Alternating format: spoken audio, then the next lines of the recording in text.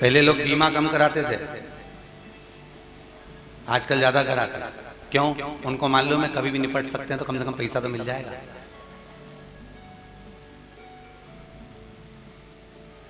अब बगीचे से सारे पुष्प तोड़े गए, गुलाब के सारे पुष्पों को निकाल लिया गया, पर एक पुष्प उस पौधे पर लगा रहा। कोई ने कहा ये अच्छा नहीं लग रहा, कोई कह रहा है ये ठीक नहीं है, कोई कह रहा है बहुत छोटा है, पर उस पौधे पर एक पुष्प रखे रहने का कारण केवल इतना था कि उस पौधे को भी मालूम था कि कोई भूले चुके से आएगा और बहुत जरूरतमंद अगर आएगा तो उसको ये पुष्प प्राप्त हो जाएगा और ये कहीं मैं परमात्मा के चरणारविंद तक पहुंच जाऊंगा, कहीं किसी वीर सैनिक की समाधि पर चढ़ जाऊंगा।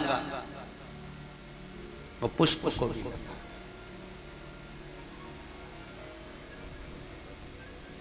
कारण केवल एक,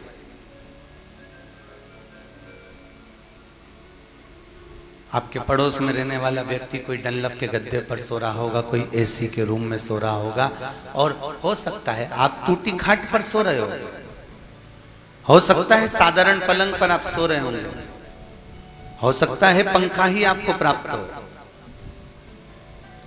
संत कहते हैं एक झोली में फूल भरे हैं, एक झोली में कांटे, तेरे बस में कुछ भी नहीं, वो बांटने वाला बांटे, जरूर कोई कारण होगा। धन का बिस्तर मिल जाए पर नींद को तरसे नैन, और कांटों पर भी सोकर आए किसी के मन को चैन। धन का बिस्तर मिल गया, ऐसी का रूम मिल गया, डनलप का गद्दा मिल गया, बड़ा सुख। अच्छा तुम देखना, तुम्हारे साथ भी होता होगा, तुम्हारे साथ जिस दिन तुम्हारे यहाँ बहुत काम रहेगा, जिस दिन बहुत फैलारा रहेगा, बहुत काम का टेंशन रहेगा, बहुत काम पड़ा होगा, उस दिन तुमको थकान बहुत ज्यादा होगी और नींद ऐसा लगेगा थोड़ा आधा घंटा और सो लूं, 1 घंटा और सो लूं। और जिस दिन तुम एकदम फ्री रहोगे, तुम सोचोगे अब कल तो मैं एकदम फ्री हूं, कुछ भी काम नहीं है, उठूंगी 8 बजे, मालूम पड़े सुबह 5 बजे से उठ के बैठ जाएगी। सुबह 5 सो रहे था, विचार कर कर बैठी थी कि कल एकदम, तुम्हारे साथ ट्रेन में भी हुआ होगा। यहाँ कितनी बजे ट्रेन पहुंची? ट्रेन पहुंचने का टाइम कितनी बजे का? 1 सवा 1:30 बजे का है ना। तो तुमने दोपहर में 3 बजे तुम बैठी, और बैठने के बाद तुमने सोचा आज तो बहुत व्यस्त हो रही ना, इंदौर से चली ना, उज्जैन पहुंची ने, इतना सामान तोका ने गाड़ी में धरिया, मैं तो गाड़ी थक गई, पर रात को जो सोऊंगी ना तो सवेरे कुछ भी हो जाए 8:30-9 बजे से पहले नहीं उठूंगी, चाहे कुछ भी हो जाए। और मालूम पड़े इतना कचरा जैसी ट्रेन भराई गई, इतनी भरा गई कि 5 बजे से उठ के बेचारी धापों की बाई की तरह बैठ गई। अब करे तो करे क्या, 5 बजे से और सोच के बैठी थी कि मैं कम से कम 8-9 बजे तक उठूंगी। कोई तुम्हें जगाए, कोई कुछ करे, कोई कुछ करे, पर नींद अब आए तो आए कैसे? अब पड़ी भी नहीं देती बनी कि करूं बहुत कठिन, बहुत कठिन। तो भगवान भी कह रहा है फ्री रहोगे तो नींद भी चली जाती है। इसलिए बहुत सुंदर बात कही, दुनिया के लोग सोने के लिए टेबलेट खा रहे हैं, नींद की गोलियां खा रहे हैं। हमारा एक निवेदन है, आप भगवान की भक्ति में इतने व्यस्त रहो तो शास्त्र कहता है अपने आप मस्त रहोगे और भगवान की शरणागति को प्राप्त कर लोगे। भजन करो, तुम दिन प्रतिदिन भगवान नाम का स्मरण करो। क्यों? सबसे ज्यादा अगर नींद कहीं समाहित होती है तो भक्ति के बीज स्फुटित होने के बाद में निंद्रा अपने आप वहां प्रवेश कर जाती है। आप भजन में लगोगे, चित्त स्मरण में लगोगे, ठाकुर जी की सेवा में लगोगे, भगवत नाम में लगोगे, आप रूप आपके हृदय चित्त वृत्ति में शांति का अनुभव होगा, सुख का।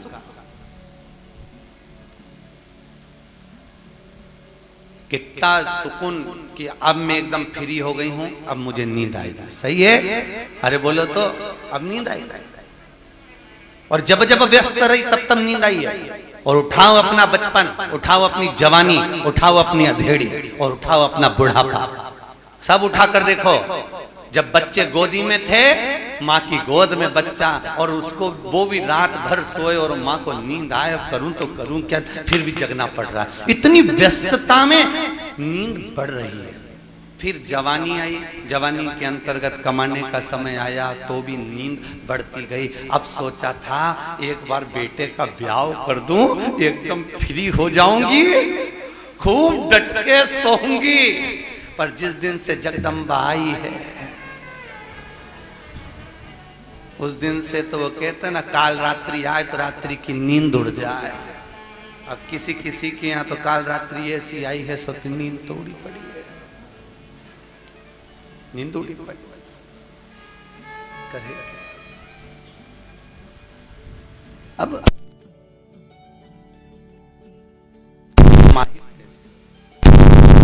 इंद्र सुख का अनुभव कैसे करें? सोचा था बचपन गया, जवानी गई, अधेड़ी गई, बुढ़ापा बहुत सुकून से निकालूंगी, बहुत सुकून से, बहुत शांति। कठिन है।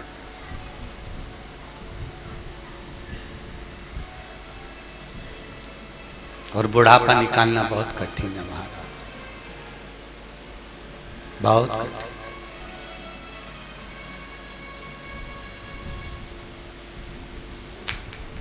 कौन कौन आया था खाटू श्याम की कथा में? हाथ उठाओ, रखिए। जहां स्टेज बना था उसके पास में 2 सोफे लगे थे, देखा था आपने? अरे बोलते जाओ, देखा था? वहां पर एक बूढ़े बूढ़े से दादाजी बैठते थे, देखा था? गोरे गोरे से थे, हल्के से सिर पे बाल कम थे। उनके 2 बेटे उनको छोड़ने के लिए खाटू श्याम आया था। हमने उनसे कहा देख लीजिए, आपको ये नीचे का रूम है, ऊपर का रूम है, कहाँ माताजी नीचे रहेंगी तो पिताजी आपके ये पुरुष लोग रह रहे हैं एक रूम में, इनके लिए हम रूम खोल दिए। बुढ़ापा देखना,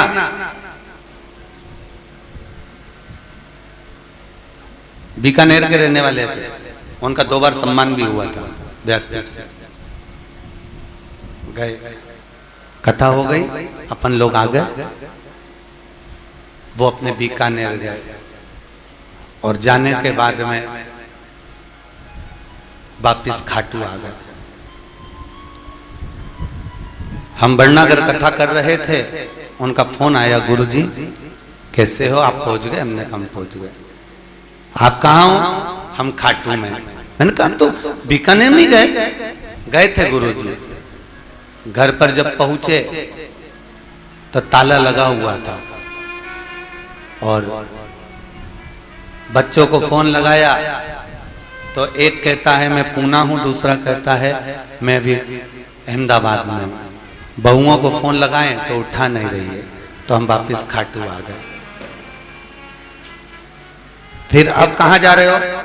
हमारे एक रिश्तेदार रहते हैं पास में, हम वहां जा रहे हैं। हमने कहा अगर ज्यादा कोई परेशानी आवे तो सीहोरा जाओ या फिर शुक्रताला जाओ, हमारे साथ चलो, कथा सुनो और सत्संग करो। जब तक वृद्धाश्रम कंप्लीट हो, जब तक आनंद में रहो, सत्संग करो। मनुष्य कितना विचार करता है, बुढ़ापा आएगा तो मैं सुकून की जिंदगी जीऊंगा।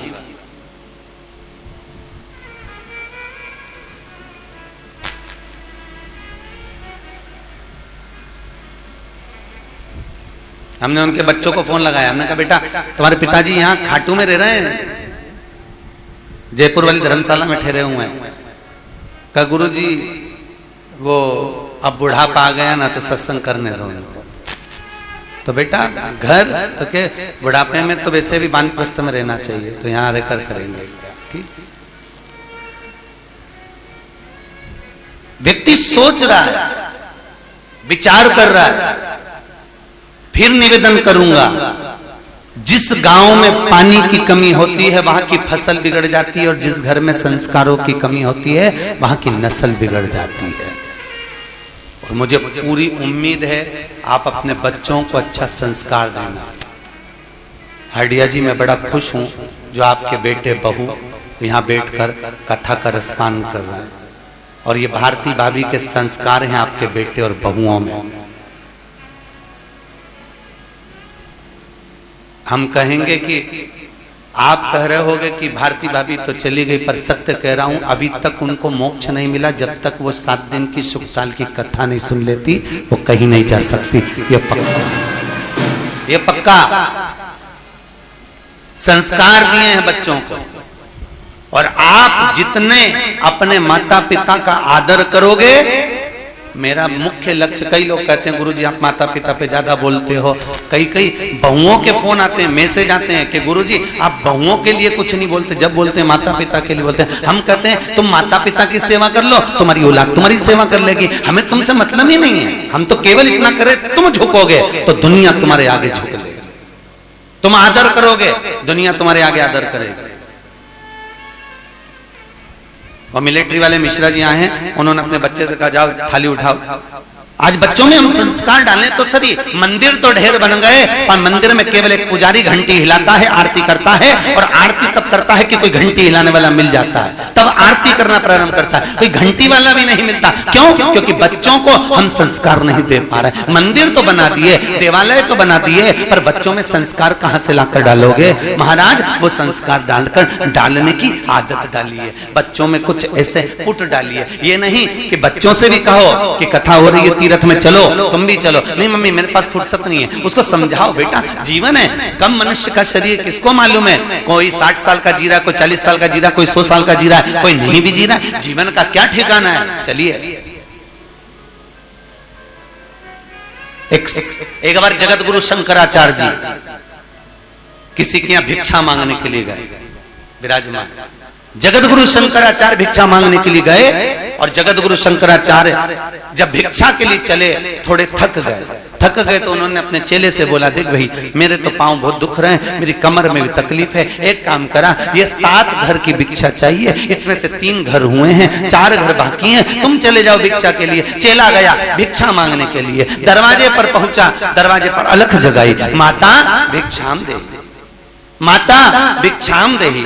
माँ अपने बेटे को लेकर आई, बोलो बाबा तुम्हें भिक्षा में क्या चाहिए? माँ भिक्षा तो बाद में देना, प्यास बहुत लग रही है, हमको पानी पिला दो माँ।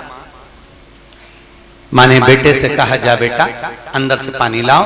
बेटा पानी लाया, माँ के हाथ में दिया, माँ ने संत को दिया, संत ने पानी पिया, और पानी पीकर संत ने दोनों को देखा। देखकर माँ ने पूछ लिया, बाबा अब आप आए हो तो मेरे बेटे का भाग्य बता दो, किसका भाग्य क्या है? संत ने बेटे को देखा, और बेटे को देखकर भगवान का स्मरण करा, शंकर का स्मरण करा, भोलेनाथ जी का स्मरण कर कर शंकर से स्मरण कर कर पूछा इस बेटे का भाग्य क्या है? नेत्र बंद कर कर जब शिव का स्मरण कर कर देखा तो इसकी तो केवल मात्र 15 दिन की आयु और है, केवल 15। संत के आगे माँ हाथ जोड़कर खड़ी है, बाबा मेरे बेटे का भाग्य बताओ। संत कहते हैं भाग्य बताऊंगा पर तू रो देगी। बाबा बोलो तो सही।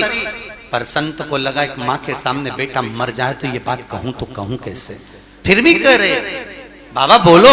बाबा ने कहा इसकी उम्र मात्र 15 दिन की है, बाबा कोई कृपा कर दीजिए, कुछ कृपा दर्शा दीजिए। बाबा कहने लगे मैंने तो भगवान से भी विनती करी, पर भगवान बोल रहे हैं कि इसकी उम्र तो मात्र 15 दिन की है, मरना तो पड़ेगा, सत्य है मरेगा।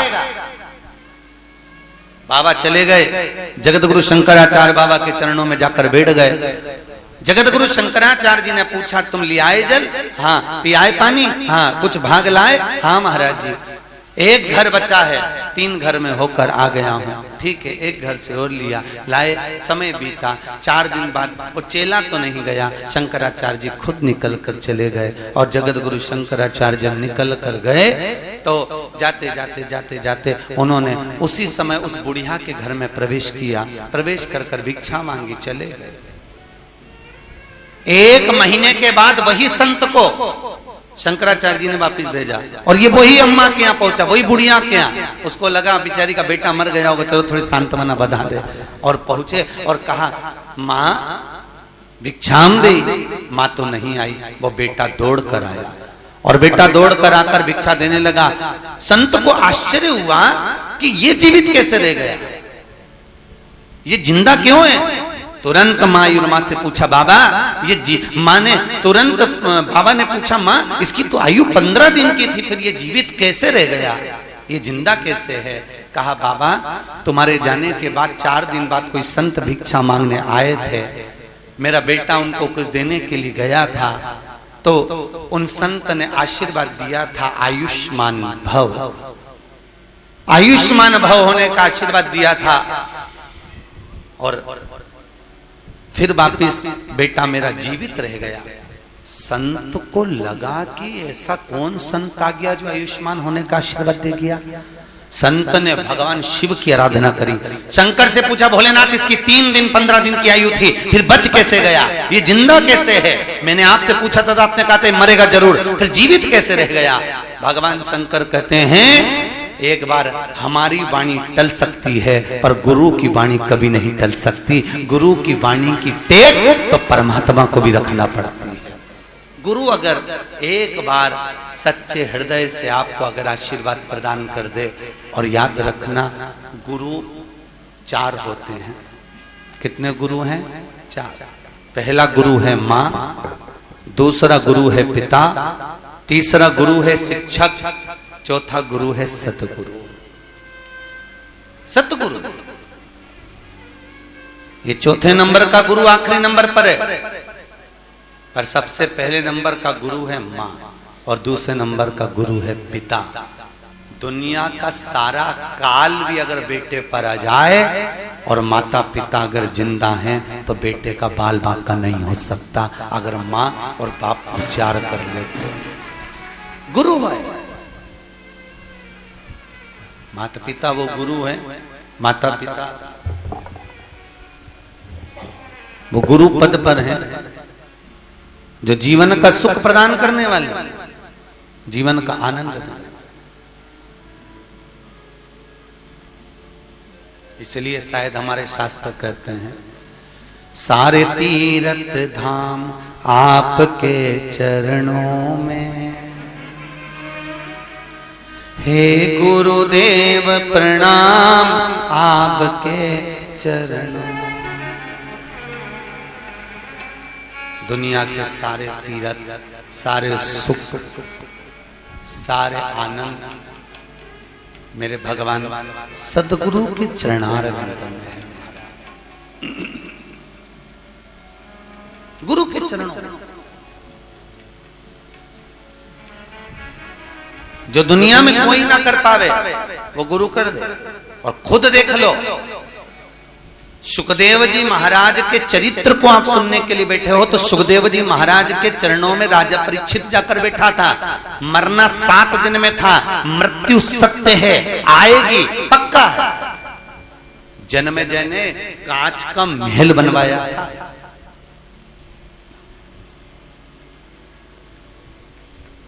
परिंदा भी पर नहीं मार सकता, ऐसी जगह अपने बाप को ठहराया था। एक एक वस्तु, कितना समझदार होंगे उस राजा परीक्षित के पुत्र जन्मेजय, कितने समझदार कि पिता के कक्ष में खाने का तो सामान ही नहीं भेजा था साहब। देवी भागवत में लिखा है, क्या नहीं भेजा बाप के कमरे में? खाने का सामान नहीं भेजा। क्यों? जन्मेजय को लगा अगर भोजन की वस्तु भेजूंगा और भोजन में अगर तक्षक नाग कहीं छुपकर चले गया तो खाने का सामान नहीं भेजा। देवी भागवत में लिखा है। फिर क्या भेजा? पानी को भी छान कर, कपट छन कर जल को भी भेजता था तो 7 बार वस्त्र से छान कर भेजता था। कपट छन।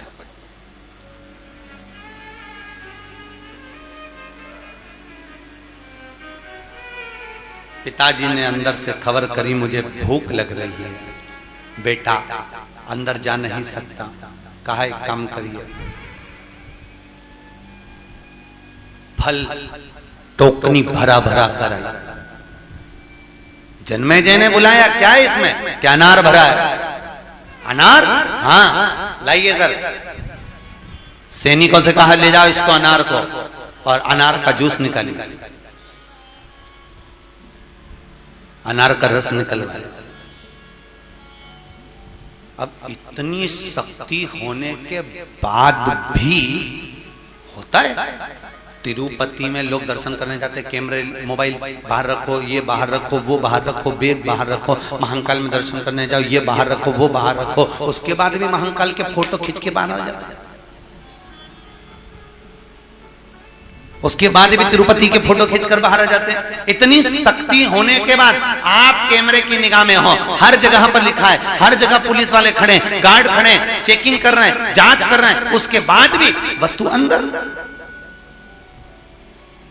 उसके बाद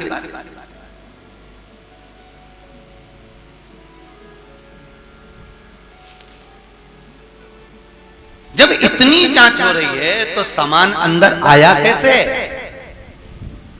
पहुंचा कैसे? महाराज अनार का जूस निकलवाया, रस, और रस निकलवाया, पात्र में रखा। पहले के समय में जो गिलास चलते थे, बड़े गिलास में नीचे किनोर होती थी। आप लोगों ने कहीं देखा होगा, आपके यहां भी होंगे, नीचे किनोर होती थी। उस किनोर के अंदर जो पेंदी में जगह बची थी, उस जगह में तक्षक नाग चिपक कर चला गया। मृत्यु सत्य है। फल खाने को नहीं दिया, अन्न भोजन में नहीं दिया, कोई वस्तु अंदर नहीं जाने दी। देवी भागवत कहती है कि उस भागवत का चरित्र वर्णन करता है, जब तक्षक को जाना था तो एक फल के जूस के गिलास में नीचे पेंदी में चिपक कर चले गया। मृत्यु सत्य है, मृत्यु सत्य है, रहेगी अजर, ये कोई टाल नहीं सकता। कई लोग कहते हैं हम अभी तबीयत ठीक नहीं है, कथा में कैसे जाएं, कुछ हो गया तो तू तो इंदौर रहेगी तो भी हो जाएगा। अरे सही है कि गलत है? और ट्रेजर आइलैंड इंदौर में पलासिया से आगे तो है, ओल्ड पलासिया से रास्ता गया। याद है आपको कथा? 10 साल पहले अखबार में आपने पढ़ा होगा, हमारी तो कथा जगजीवन राम नगर में चल रही थी, और ट्रेजर आइलैंड के बाहर एक पति ने अपनी पत्नी से कहा मैं अंदर से कुछ लेकर आ रहा हूं तो गाड़ी में बैठ। तो 4 व्हीलर गाड़ी में एसी चालू कर कर कांच लगा हुआ और बैठी। 10 साल पहले की बात है। गाड़ी में एसी में बैठी थी, आराम से मैगजीन पढ़ रही होगी। एक सांड दौड़ते दौड़ते आया, कांच को फोड़कर सींग उसके पेट में मार दिया, वो वहीं पर मर गई, वहीं पर। अब सोचो, मृत्यु को आना था तो कांच फोड़कर अंदर प्रवेश कर आ गई, एसी में बैठे होने के बाद। मृत्यु सत्य है।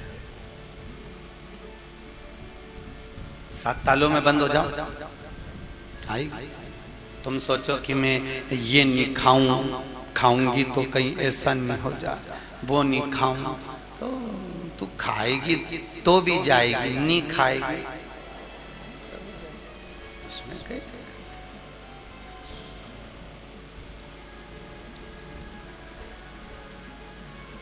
जयपुर के घंटा घर के पास में तनु नाम की लड़की रहती है, तनु दुबे।